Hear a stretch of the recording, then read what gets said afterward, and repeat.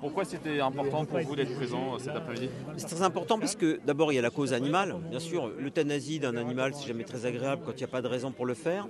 Et puis c'est surtout pour montrer que les décisions administratives, lorsqu'elles sont coupées de la réalité du terrain, sont des décisions qui sont souvent absurdes et iniques. Les dossiers, très bien, le terrain, très bien, mais il faut que les deux puissent être en connexion. S'il y a une coupure entre les décisions et la réalité, alors c'est pas la peine de faire voter des lois.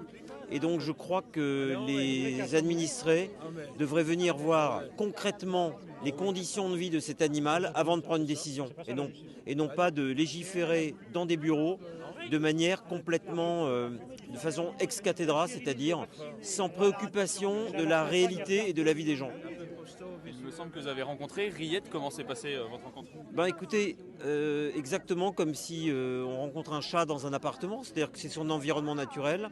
C'est un animal qui est mêlé aux autres animaux et aux humains sans le moindre problème, qui vit dans un environnement merveilleux avec beaucoup d'espace et surtout qui a un enclos qui vérifie les conditions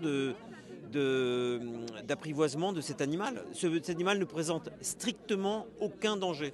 Donc en fait, on mobilise la police, les gendarmes, les fonctionnaires de l'État pour un non-problème, pour créer un problème là où il n'y en avait absolument pas.